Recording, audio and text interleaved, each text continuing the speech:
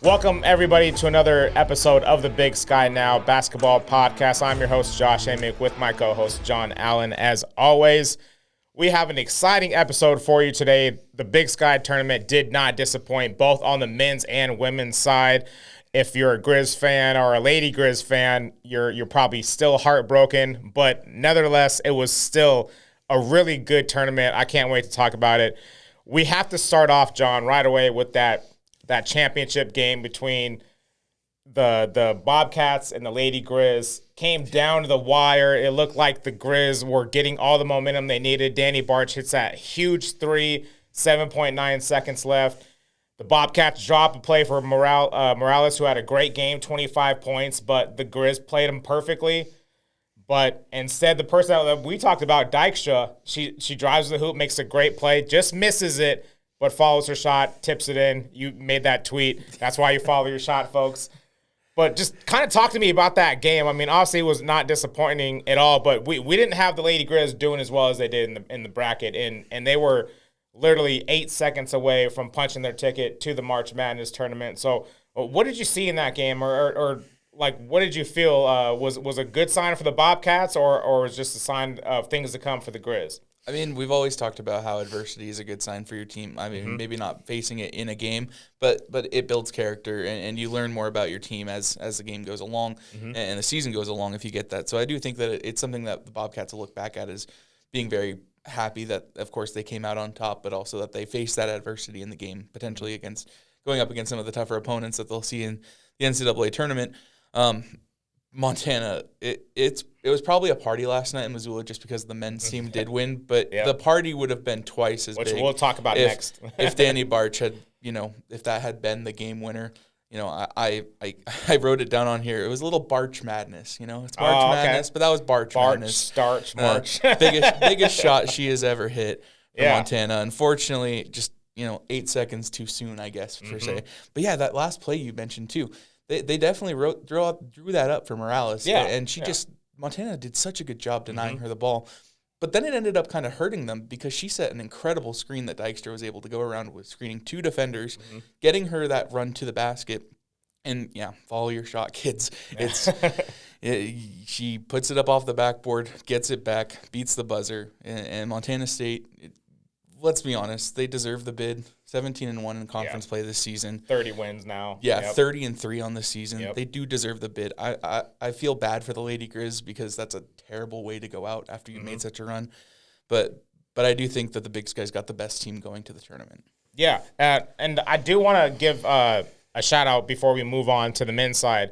We have to give more credit to Lady Griz because we did kind of overlook them. Matt Koenig played out of her mind. She was playing great. But someone that we talked about during the semifinals matchup was Avery Waddington, and she had another great game. I thought it was very interesting that I think there was 35 seconds or so. They were down 4 at the time, and I don't know if they drew up a play for Avery, but she went straight to the hoop, made a nice reverse layup. As a true freshman, like that's impressive to me. Like someone in that moment, you're drawing up plays for a freshman. And like I said, I don't know Nate Harris's mind. I don't know exactly what happened, but for her to just drive straight to the hoop, get that layup, I was just like, all right, they're only down 2 now. And then, like we already mentioned, Danny Barch hitting that huge 3. But I was even overwhelmed the fact that they beat NAU. Like we were watching that game live, and I was just like, this team doesn't go away. And the same thing happened in the championship. Yeah, and it was different performances both days because in the semifinal against NAU, Matt Koenig willed that team to victory. 29 points, the step back from the elbow to give him the lead, just so sweet, so smooth. And then they close it out at the line. Whereas you look at the final, Koenig had 13. Waddington had 16, I believe, to lead the team, and Barch had 9. MJ Bruno had 11, I want to say. So it was all over. Bruno deserves a ton of credit because she poked that ball out when they were still down 2 and set up the Barch 3. Exactly. So, she gets a lot of credit. She had a really good game. Not only that, like you just mentioned, the steal, but it wasn't, to me, the steal. It was that final play with 8 seconds left. She was the one that was supposed to guard Morales, and she didn't even let her touch the ball. So MJ was locked in that sense. I didn't mean to cut you off, so if you want to finish your thought, go ahead. No, I just you said with that play, but then also on the defensive end when, they're down 2, they need to foul, and you get Montana State holding the ball and just pokes the ball out free and turns it over, and you don't send them to the line. You get that chance, and Barch puts them up 1 at that point. Yeah, the way that game was ending, I was watching it live. I caught it from the fourth quarter on, and when Barch hit that shot, I was like, this team is destined. Like, it's like the way that, they're up 4 with 36 seconds left, I believe it was.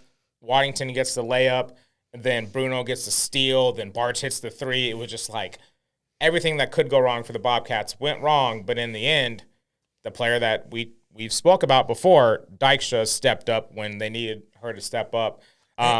So, yeah, go ahead. Well, yeah, no, and I just want to give Montana State some credit, too, because we talked a lot about Montana in this game. Yeah. Of course, the Bobcats get the win, but they weathered the storm early. Montana jumped out 15-3 in that game.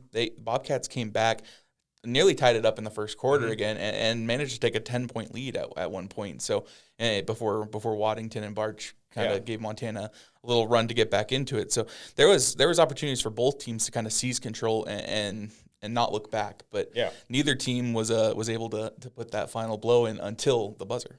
Yeah, no, those are all good points. And just before we move on, just another shout out to Mac. She just had a great tournament. I mean, 20 points, 6 assists on Monday, follows up with 29 on Tuesday, and then she only had 13 last night, but I believe she finished with 8 assists, so she was still doing her job. So that was such a good game. I was so pumped to be watching that, even though I don't have a dog in the fight. I know you do as a Griz fan. But no, good basketball is good basketball. Exactly. Yeah, I found myself rooting for just, both things to happen, Montana or Montana State to win. But we're going to move on now to talk about the men's side of things. Not as close of a game, but still a good game.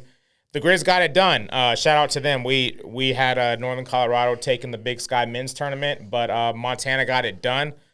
Very, very balanced effort. We had 4 players, or 4 starters get double digits. Kai Johnson was the one leading the way. I kind of talked about this earlier before we started recording that I was a little shocked that Money Williams only got 18 minutes, but I guess it's the old adage goes, if it ain't broke, don't fix it. And what Montana was doing was working. So what stood out to you in that game, or what gives you confidence in the Griz going forward into the tournament, how they played in that championship game against a good Northern Colorado team? Just the way that they shot the ball was one thing. 65% is incredible clip to shoot at, especially against the toughest opponent that they faced this season in conference. Out of conference, they played Tennessee, so they've got the SEC on that. But Northern Colorado I would probably venture to say that Northern Colorado was the better team throughout the season. Yep. But Montana was the better team last night, and that's what it comes down to in tournament play, unfortunately. I feel really bad for this Northern Colorado team that they don't get a chance to showcase it in the NCAA tournament. I do believe that they have the NIT bid locked up. I'm not sure with the whole metric system that the NIT has now. No one does. I believe I saw that they're in that top 125 needed for an automatic bid, and since they were the 1 seed, they do get that automatic bid if they're in there. So Northern Colorado does have a postseason available, I believe, in that regard. Yeah. Unfortunately, it's just not the postseason that they wanted, looking for what would be technically their second, but still on the record sheets, their first conference tournament win. So in 2011 was vacated. But that was the only other time that the Northern Colorado has been in the NCAA tournament. So good points. Yeah. But for the Bears, Jaron really had an incredible night shooting. I think at one point he was 9 of 10. He was getting to the line. He was hitting step back deep threes. He was getting to the hoop. I mean, it was just an incredible performance from him. On the other side, Brandon Whitney, he was at 1 point 6 of 6, 7 of 7, something like that, and finished with 21, I want to say. So the guards showed out in that game. You talked about Money Williams, and they kind of said it on the broadcast last night as well. Montana's got so many weapons that somebody's going to get left out, and somebody's not going to get the amount of shots that they're used to. And last night it was Money. I mean, it's been Austin Patterson a lot this year, coming off the bench. Yeah. But after the semifinal, he kind of played in. He really didn't do too much last night either, though. He was key for the Grizzlies. Sorry, getting a little stumbled over my words there. He was key for the Grizzlies coming down the stretch from the free throw line. Yeah. Going 6 of 6 from the line late there and helping them seal the game. But those were his only points. We're at the free throw line. So, it's step up where you can. And when you got Tajon Sawyer, you've got Joe Pridgeon, you've got Brandon Whitney, you've got Kai Johnson, all showing out in a game. Somebody's not going to get the amount of shots they're used to, and that's just how it goes. Yeah, I thought, like, my whole takeaway from the game was, I think Montana, they finished with 91-93 was the final score? 91-83. Yeah. 91-83. That's why my numbers were crossed. But, like, when I only watched that game from the second half on, so I am a victim. I don't know what happened the first half. But watching that second half, it would just seem like Montana got whatever they wanted. Whatever their offense was running, they were getting easy dunks, easy layups.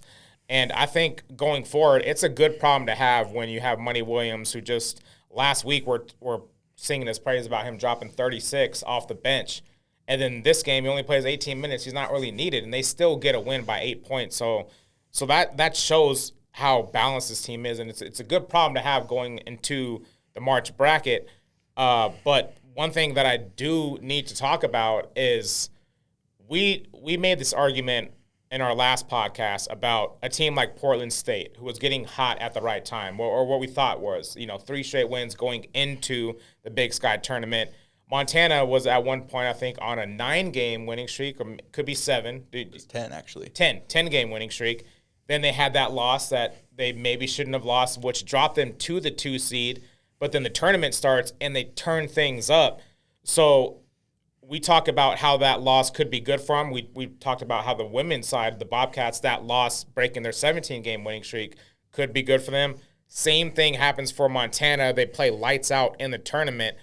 But we do need to address the team that at least I had going to, the semifinals in Portland State. Did you have that as well? No, I had Montana beating Portland State. Okay, but I did think it was going to be a good game. Kudos to you, but Portland State drops the ball right out the gate. So what went wrong with them? Well, we've talked about their home and away record, exactly, and a neutral site, which would translate.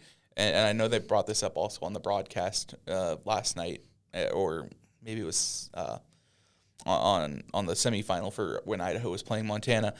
Just that Portland State had shown signs when they were on the road of maybe not playing up to their potential, playing down to their opponents and whatnot, and just not coming out like they would when they have the home crowd backing behind them. Yep. So that's one thing, is clearly maybe a road team came in. But I know we talked about this before too, was the number of 3-point shots that Portland State put up. They shot 43 3-pointers in that game. and you were saying that Idaho has the best 3-point defense. They have top three. Okay, one of the best 3-point defenses in the conference. Yep. So, but then I went back and I looked at it, and Idaho played zone a lot of that game. And I think that kind of caught Portland State out. And Idaho dared them to shoot it, and Portland State did. They pulled the trigger, but it just wasn't falling. Yeah, to be fair, I didn't get to watch this game. I just looked at it from a box score perspective. But that's the thing that me and you talked about before we recorded this that was the thing that stood out to me the most, was Portland State had the least amount of 3-pointers made in the entire Big Sky Conference. But then you go into a game where you're trying to advance into the playoffs, and you shoot 43 threes. You make 11 of them, a whopping 25.6%. You watch the game, so you know that they're playing zone, but it's like you're playing into the defense's hand. Like that to me is a glaring sign, not only as a player but as a coach. Like, you have to find a way to get easier buckets, because they shot terribly from 3. Jalen Henderson didn't have a great game. He was 4 of 18, 2 of 13 from 3. He's your best player. You expect him to have a better game. But it was just like they didn't make any adjustments. They were just fine with living and dying by the 3, and they died by 3. It wasn't even that close of a game. So shout out to Idaho's game plan. It didn't work out next game against Montana. But to me, like, if you have any final thoughts on this, it was just like, was that Portland State's game plan? You have to be prepared if a team goes to zone. But to shoot 43 threes, that was more than the 2-point field goals you shot. Like, what are we doing here? Yeah, I think that Jace Coburn maybe needed to drop a little more of an inside game, get the ball, to beat the high zone, post. you have to get it into the high post. Do something. Find the weak spots in it, and I think Portland State just ended up settling. Yeah. And that's the biggest thing. But I think credit needs to be given to Idaho for this, because Absolutely. A, you change up that defense and throw them all out of whack from the start. Yep. And B, the defense that they showed. I mean, they held Portland State to 3 points from 9 minutes left in the first half.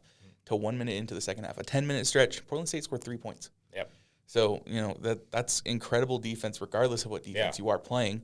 So, Idaho definitely came out and showed that, that even after a rough little stretch to end the season that they still weren't going to roll over. Yeah. And they did. And when you talk about the Montana game next, they still came out in that zone, and Montana they hit shots. That's the thing. Montana also is a team that's more physical inside, I think, than Portland State is. Yeah, so I agree with that. When you get the ball, you can get the ball into Pridgeon and Sawyer. And then on the outside, Austin Patterson had an incredible game on Tuesday. So that helped lead the Grizzlies there. He had over 20 points in that one. So, I think that's just it. It's Idaho's defense caught Portland State. It didn't really catch Montana in the same way, and that's what led to a blowout either way. Yeah, no, and this is what bothers me about Idaho, is we talked about them when we first started doing this podcast kind of midway through the season. I thought they were a team that could finish top 3, top 4 seed. Now, they weren't too far off of that. I think they finished as the 6th seed, but in that game against Portland State, and even for moments of that game against Montana, they showed the team they potentially could have been, and they just didn't live up to that moment. And it was kind of the same thing with Montana State. I know you've made this phrase before. First time I've heard it, it was the Boise Bobcats.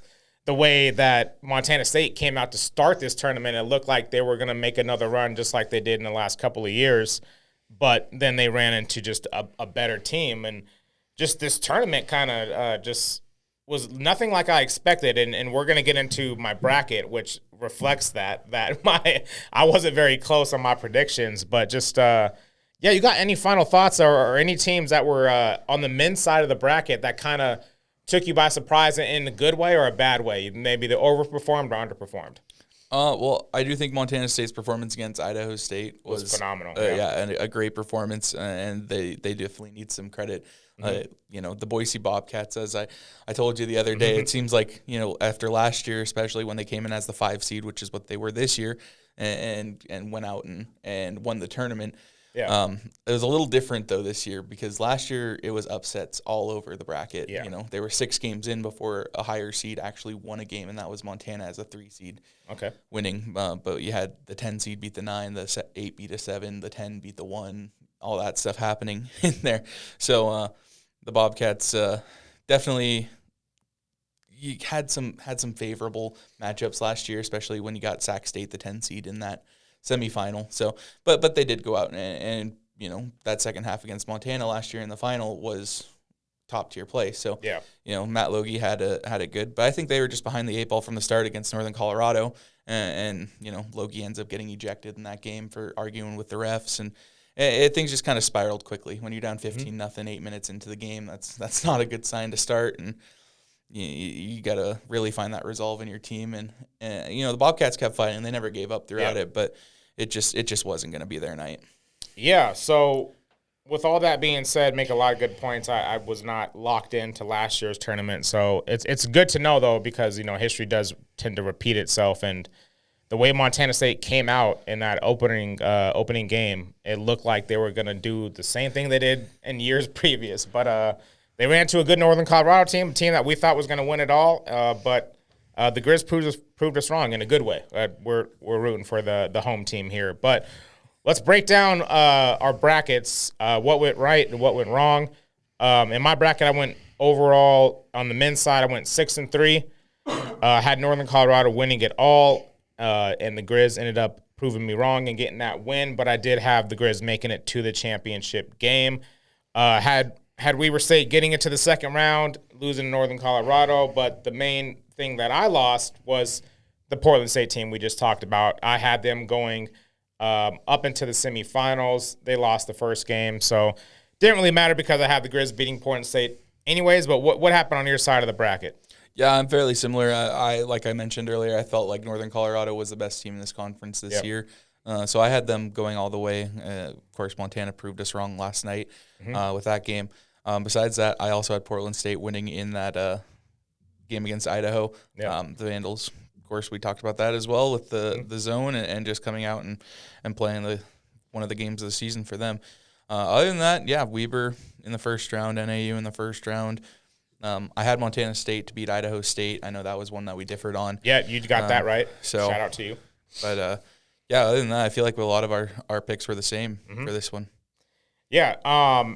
Moving on to the women's side of the bracket, the good thing, pounded for me and you, we did have the Bobcats winning this one.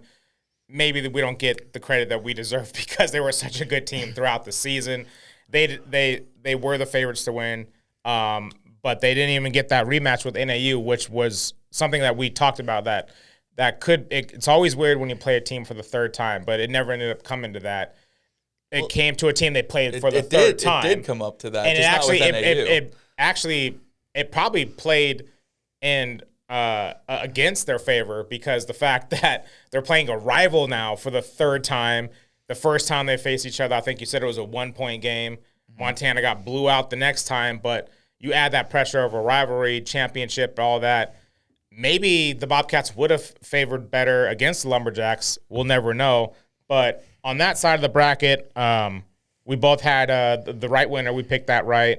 But the main upset that I had, at least on my side, was the number 3 Vandals taking care of the Lady Griz, and they were knocked out by another great performance by Koenig. So what happened on your side of the bracket? It's the same thing. I think we both had NAU getting into that championship game, and we both had Idaho. I think on this one we were fairly similar. I did have Idaho State over Weber in that first round. You got me on that too. Weber State, man.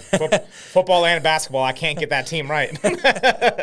But, the Lady Griz proving us wrong, like we mentioned, and then Montana State taking care of business throughout. Mm-hmm. So, all right, this is how quickly, just so the viewers at home understand this. So we keep track of our picks. We try to break down what happens in the games that we pick. I struggled a lot during the football season. Basketball season, I started out hot, went 7-2 last week. Then all of a sudden, Starch Madness comes along, the bracket comes along. John gets me in both brackets, and all of a sudden we're tied up at 19-8 on the win-loss record. Only a couple more games to pick, so we'll see how that goes. But let's talk about that. That's the next topic of this podcast is we won't know till Selection Sunday about who's facing who, but we kind of have an idea breaking down the master, who is Joe Lenardi, what he thinks will happen on the men's side. There's games currently going on as we record this, so we won't know till Sunday. But as of right now on the men's side, they got Montana predicted to be a number 14 seed, so they'll face a number 3 seed. That number 3 seed is still up in the air. Lenardi predicts that it will be Kentucky.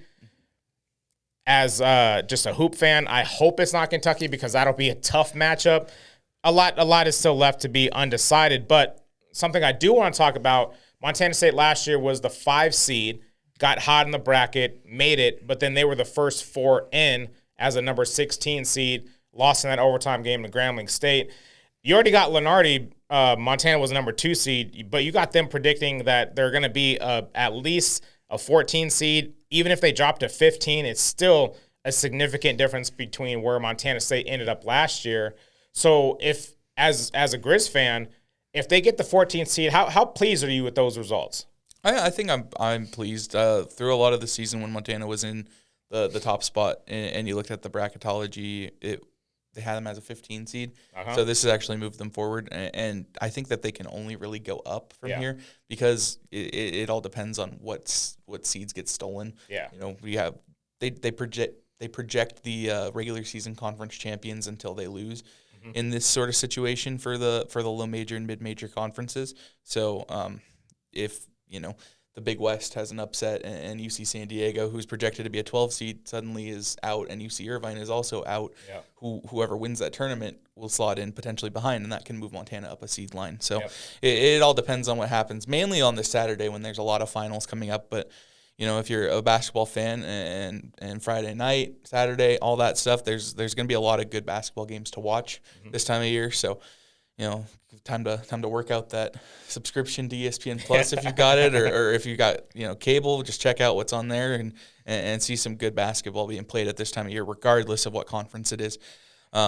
But yeah, no, I definitely, I'm like you. I don't think that a Kentucky matchup really benefits the Grizzlies. As a 14 seed, I don't think there's really going to be a matchup that's going to benefit the Grizzlies. Yeah. One thing I will say, though, that kind of stuck out to me, if this does hold true with a Kentucky matchup, was that it's in Denver. Yeah. Which it's very easy to get from Missoula to Denver. High altitude. And Montana is a team that does travel very well. Mm-hmm. So, of course, Kentucky and they play NAU, and we talk about it in the football podcast, how that elevation really does matter. Not as much in basketball as football, but it still makes a difference. Definitely, yeah. And, I mean, Kentucky's going to travel as well, too. But, you're also going to have another pairing with other teams there.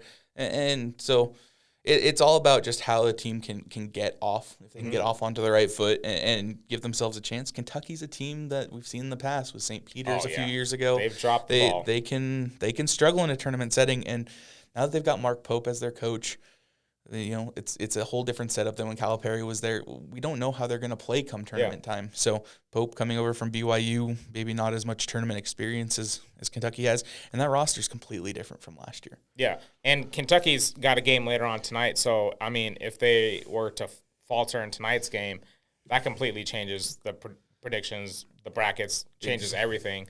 The one thing that I am concerned about if they play Kentucky is I believe that Montana has the guards to keep up with it, and I've mentioned this before with Dylan Darling and other players in the Big Sky.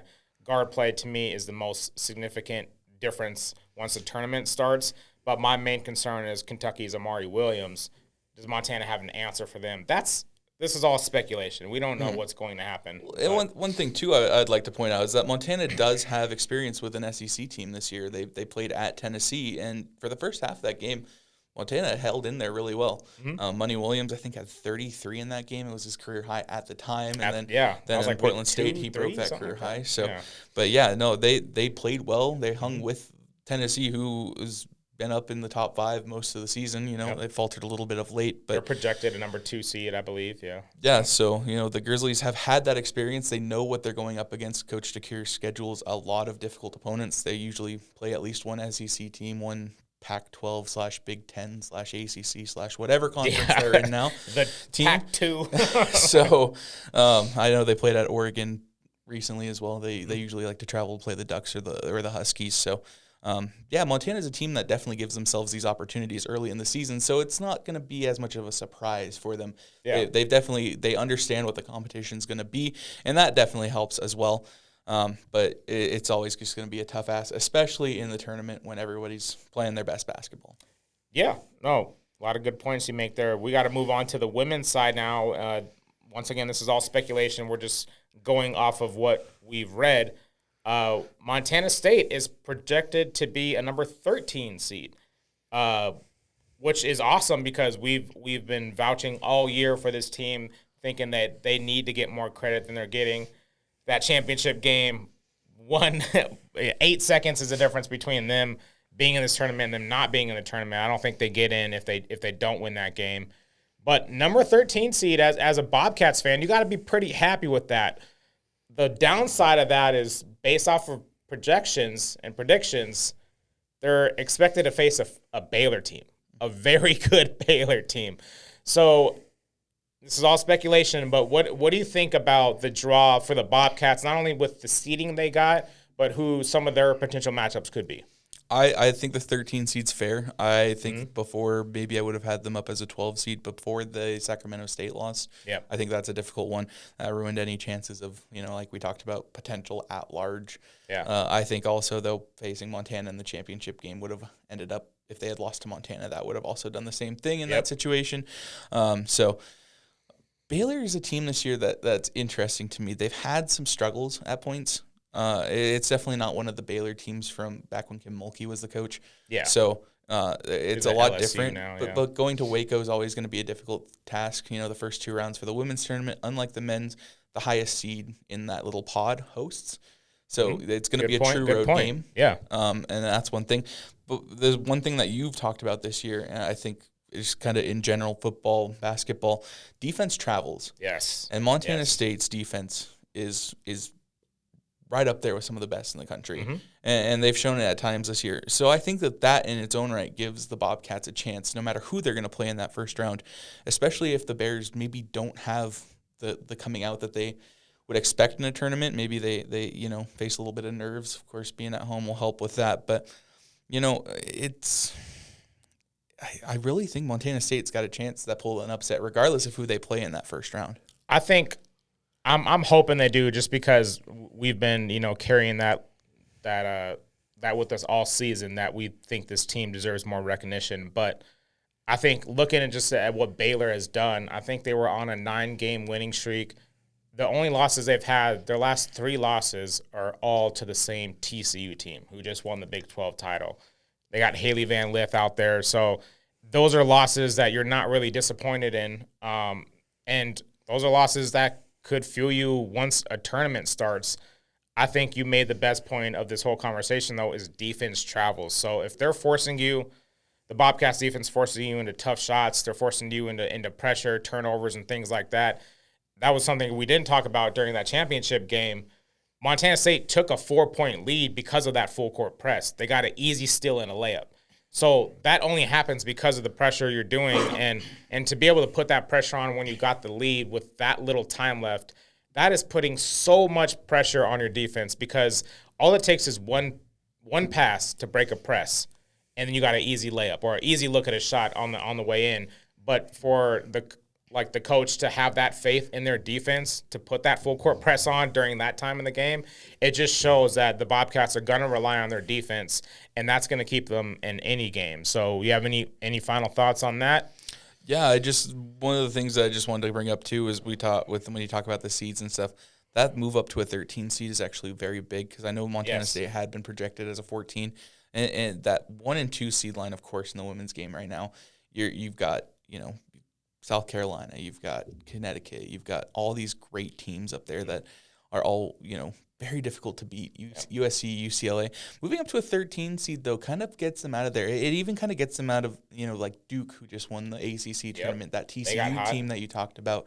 Mm-hmm. Those teams are going to be up there on the 3 seed line now. So you're avoiding a conference champion more than likely in that situation, and you're putting yourself up with a team that, like we mentioned, has had some stumbles this year, potentially, that those top teams haven't really faced unless they're playing each other. When those top teams meet up, USC and UCLA, South Carolina and UConn, that's when you get those teams facing their losses. But outside of that, Notre Dame, they had one surprising loss, I think, to Florida State, but Florida State's still ranked. Mm-hmm. That Duke team has suffered a few losses this year, but they won when it mattered. Yeah, exactly. They just beat Notre Dame. They just beat NC State in the ACC championship game. So they've been playing very well recently. South Carolina just knocked off Texas in the SEC championship by a game. wide margin too. UConn still controls the Big East. Yep. So Paige Becker's still a great player. There's top tier talent all over. USC and UCLA just met again for the Big Ten title. So Gigi Watkins, Lauren Betts, there's talent everywhere. So I agree with that. That it takes them out of that top tier though. Yeah, it does. At least in the first round matchup. Yeah. And the last thing I want to say too, before we wrap this podcast up, is that if they happen to face Baylor, which we won't know until Sunday, but Baylor's last game was on Sunday. So Montana State just played last night. They have a possible a 4-day less of a break, and that's always weary to me. Does a break benefit the team? Does it hurt you? It might be a team like Montana State, who are going to be underdogs no matter who they face in this tournament. They might come out in that first half and really, really attack you, because they're fresh off of by the time the games actually start, maybe a week, and Baylor maybe sitting at 2 weeks close to their next game. So I'm curious to see whoever they face, what that first round is going to look like, because those teams, their tournaments wrapped up before Big Skies did. So yeah, well, like you said, with Selection Sunday and everything, the first round isn't going to be until Friday or Saturday. Yep.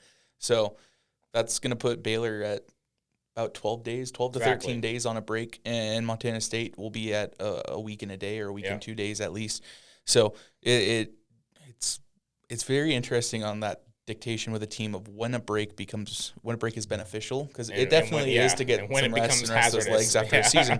But if you're sitting out for 2 weeks, how much are you keeping that same intensity up in practice? Mm-hmm. And that's going to be a key thing for both these teams, really, because it's a long break for Montana State too. Yeah. think that 9 days is a long break when you're playing 2 games a week. So yeah, it'd be different if they were playing this weekend on Selection Sunday. If they were playing, then it would be very tempting to go with the team that just played. But yeah, we won't know. We won't know until Selection Sunday. And with that being said, that's going to wrap up this episode. We will have at least a couple more episodes for you guys breaking down the bracket, breaking down the matchups. Selection Sunday is just a couple of days away. So we're curious to see what those matchups look like, but we do know that we have at least 2 teams that are looking like they're going to be 2 top 15 seeds, which is great news if you're a Big Sky fan, because that is better than they've fared in the past. So yeah, and we've got some teams that won't maybe not be playing in the NCAA tournament, but their postseasons will continue as well, like Northern Colorado for the men's side, and there's the WNIT for the women's side, and that's a 64-team tournament now as well. So there'll be some teams that may get. I think NAU gets in that one for the women. So we'll see. Though. We'll see what happens, but we can definitely. See.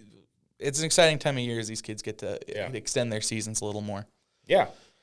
So we'll see. That's going to wrap up this episode of the Big Sky Now podcast. I want to thank my co-host, as always, John Allen, for being with us. We'll be back next week finding out whose teams actually play who. We'll be able to break down those matchups a little more further and then see what happens. It's called March Madness for a reason, so it's about to be the best time of the year if you're a hoop fan. So absolutely. Yeah. So thank you all for joining us and tuning into the Big Sky Now Basketball Podcast. We'll see you all next week on another episode. Until then, take care.